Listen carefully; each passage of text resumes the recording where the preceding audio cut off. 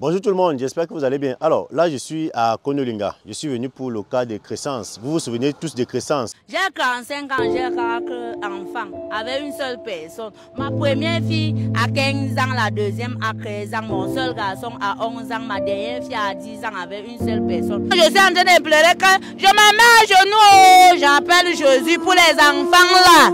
Une fille qui n'a pas fréquenté seulement le ventre là-bas. Moi-même, je sors d'où j'étais à Douala, non? Voilà, pour ceux qui se souviennent bien, il s'est avéré que Crescence souffrait d'une maladie psychiatrique et comme vous l'avez vu dans mes récentes vidéos, je l'avais amenée à l'hôpital Jameau.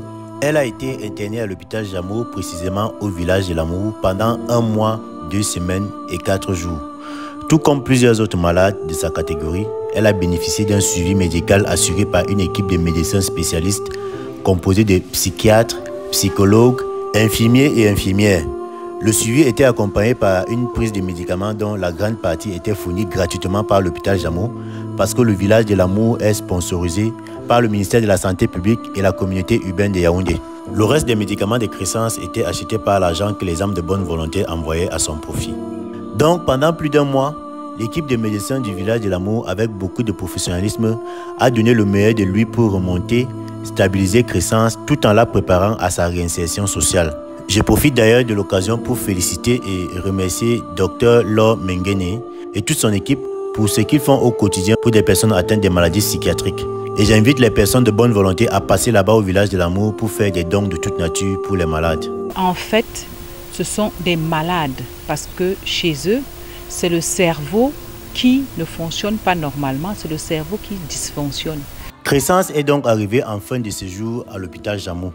J'ai fait venir ses 2 grands frères à Yaoundé, dont son chef de famille, pour venir valider sa sortie de l'hôpital. Elle a donc été libérée le 2 septembre dernier et je l'ai ensuite ramenée à Konolinga en compagnie de ses 2 grands frères.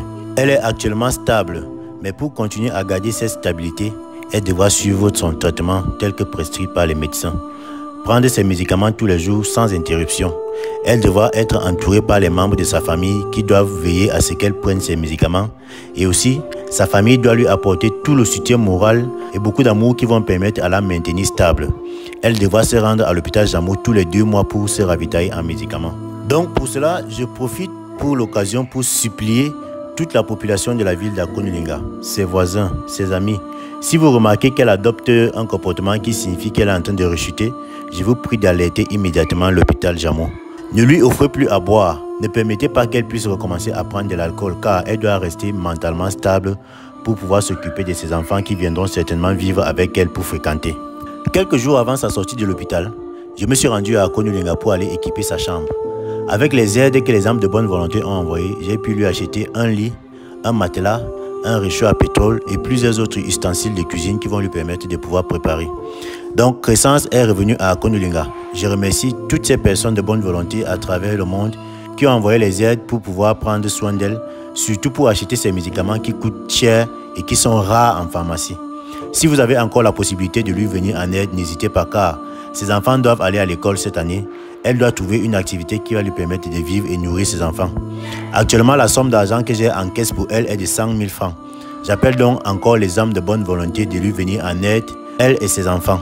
En plus, elle est déjà joignable. Son numéro de téléphone, c'est le 675 342 805. Et le nom qui s'affiche lorsque vous faites un dépôt, c'est Jeanne-Marie Aka. Donc là, heureusement, j'ai une bonne nouvelle à vous annoncer, c'est que il y a une dame qui s'est proposée de l'aider aussi en lui donnant une chambre gratuitement. Voilà, une chambre qui sera aussi aménagée là, avec un cadre bien, un peu confortable par rapport à là où elle vit actuellement. Donc, je suis venu justement pour voir cette chambre. Donc, vous allez venir avec moi. On va aller visiter la chambre en question, la nouvelle chambre de Crescence. Donc, venez avec moi. Voilà, donc c'est ici.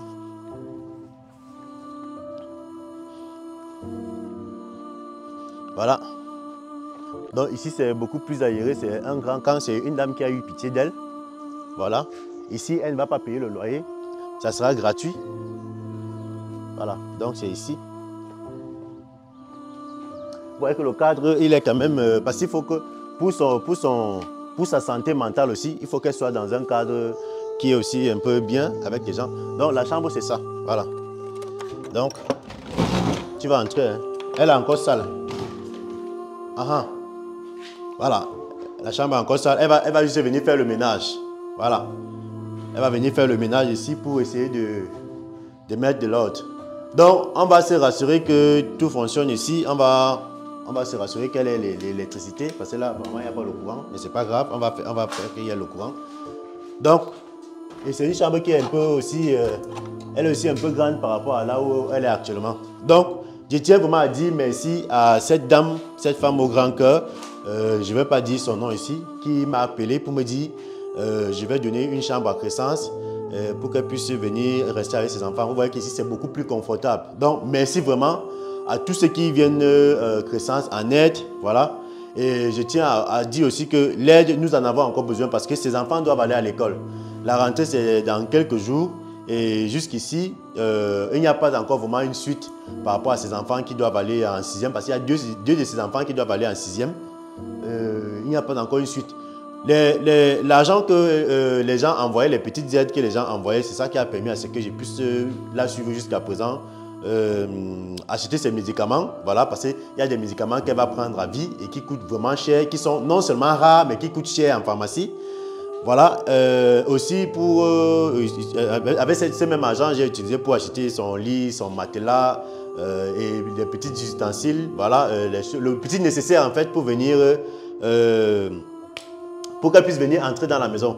Voilà, donc nous avons encore besoin d'aide parce qu'il y a encore un peu d'argent, mais ce que j'ai encore en caisse pour elle, c'est plus grand chose. Voilà, c'est plus grand chose. Donc je lance un appel ici à toutes ces âmes de bonne volonté qui veulent venir en aide à Crescence. Je rappelle que c'est une fille qui a 4 enfants qui sont un peu en détresse, Le père de ces enfants est aveugle, ça veut dire qu'il est invalide, il ne fait rien. Leur mère, donc Crescence elle-même, c'est une femme qui a des... je vais conjuguer au passé, hein, elle a des maladies, elle a une maladie psychiatrique. Donc ça veut dire que c'est une fille qui est en détresse avec ses enfants. Et j'ai pris vraiment toutes les âmes de bonne volonté qui peuvent lui venir en aide, de ne pas hésiter. Donc elle est déjà joignable. Et son numéro de téléphone, c'est... Attends, je vais regarder. Oh, j'ai enregistré ça dans le téléphone là. Bref, je vais coller le numéro de téléphone de Crescence à l'écran. Ça fait que ceux qui veulent lui venir en aide, vous pouvez l'appeler elle-même directement au téléphone. Si vous voulez lui faire, c'est pas trop un Momo, parce que c'est un numéro MTN, vous pouvez lui faire un Momo. Si vous voulez lui faire un tap-tap-send, vous l'appelez.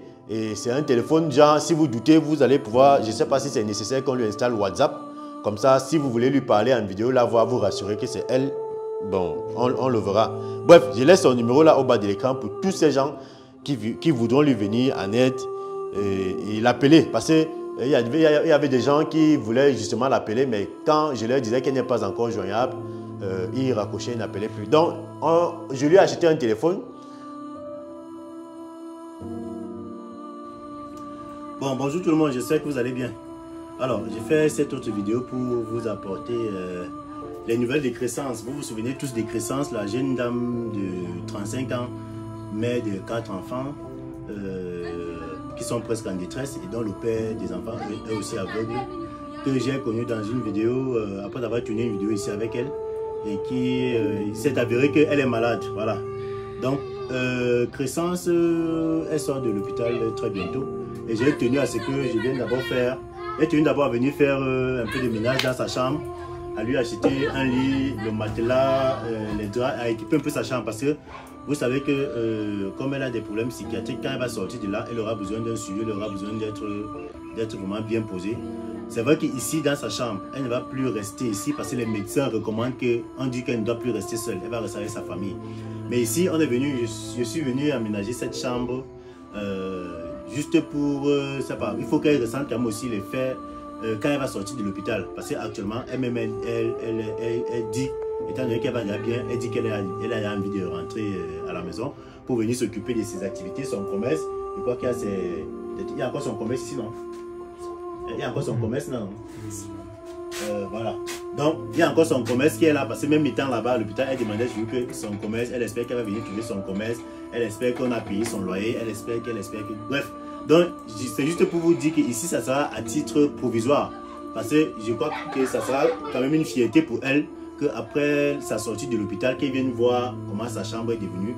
Et ça fait que même s'il va falloir, quand elle va déménager pour aller habiter avec les membres de sa famille, on va juste porter tout ce qui lui appartient pour aller aménager dans la nouvelle maison. Mais c'est ici, elle va d'abord venir ici pour qu'elle revive quand même, elle se souvienne quand même de chez elle. Parce que même étant là-bas à l'hôpital, elle n'arrête pas de penser à sa maison et tout ce qui va avec. Donc, je ne peux pas finir cette vidéo sans remercier tous ces gens qui ont envoyé des dons. Voilà. Parce que tout ce que je suis en train de faire là, c'est le résultat des dons que les gens envoient, tous ceux qui ont envoyé leur contribution, que ce soit de la France, que ce soit de la Suisse, que ce soit des États-Unis, que ce soit du Gabon. Il y a une dame au Gabon, une Gabonaise vivant aux États-Unis qui a aussi envoyé de l'aide. Voilà. Pour qu'on achète le lit et le matelas et tout ça. Bref, et pour son suivi à l'hôpital. Donc maintenant, il est question qu'elle sorte de l'hôpital. Je vais monter à Yaoundé avec sa famille pour qu'on aille signer sa libération. Et ensuite, on va la ramener ici. Et on va voir comment s'organiser pour lui réorganiser son petit commerce. Et qu'elle soit encadrée avec sa famille. Parce que les médecins disent qu'elle ne doit plus rester seule. Il va falloir qu'elle soit avec des gens, sa famille. Voilà, parce qu'il faut qu'elle vive dans une chaleur familiale. Et les gens qui vont souvent lui rappeler de prendre son remède tous les jours. Parce qu'il faut dire que si elle ne prend pas, si elle ne respecte pas la prise des médicaments, on pourrait encore revenir au point de départ. Donc c'est pour ça qu'il est très important qu'elle reste avec les membres de sa famille. Donc, voilà donc la nouvelle chambre de Crescence. Son lit est là, son matériel est là. Et son commerce est ici. Tu as dit que ces trucs sont où?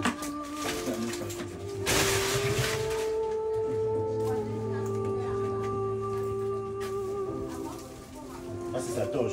Voilà. La torche, tu vas poser ça là-bas. Donc là, il est avec son frère. Ça, c'est son grand frère.